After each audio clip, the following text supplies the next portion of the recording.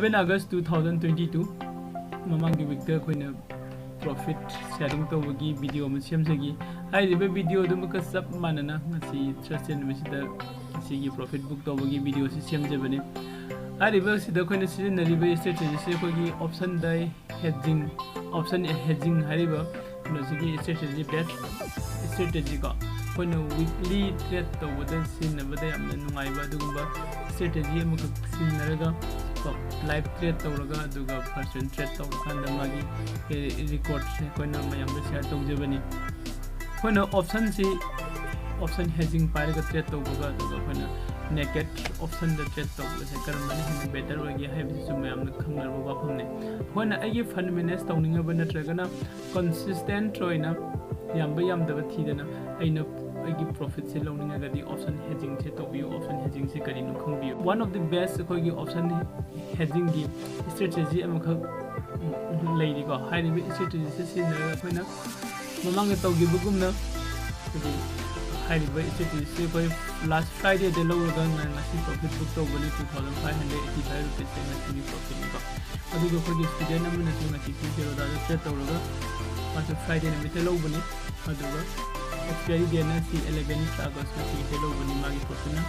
2022 rupees ne ko adu high strategy same strategy se sinaraga 4 August 2022 da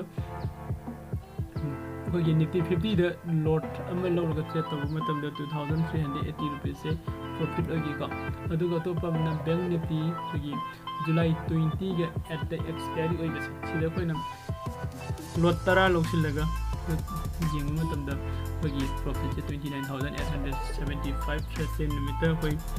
high river 28 July si ko sida koi na togi profit book to ko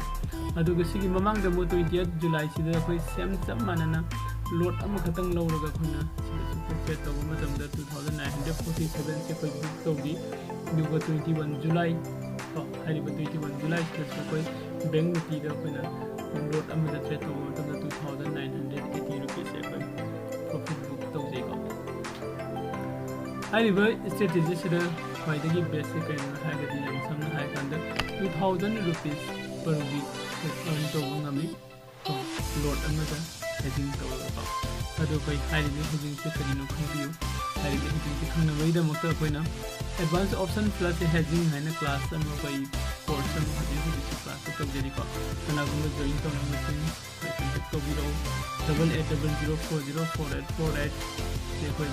WhatsApp number ne WhatsApp ta text to biro ko course fee na 10,000 rupees khaktani one time payment ni payment amukang to biro matung lifetime support ni high means lifetime join high level class best within the class join to boya gani ko aduga koi practical with practical na koi live trade tawai daily live trade koi 9:15 dagi horaga koi trade tawai koi na hari bai hedging se hari bai strategy se koi na trade se lawu matam da Friday gi evening have means 2 to 3 PM gi marak sida koi hedging se lawi aduga profit book to basina trade se meta profit book tawai mayam kana gumba hedging haiba sida koi interest hoiba aduga joining ba Classe join toning ba natraga akup maron khangni masingna koi WhatsApp number 8800404848 haiba number se sida contact ko biyo aduga akup maron khangbiyo naked option the threat to basi mayam lebase aduga hedging the threat to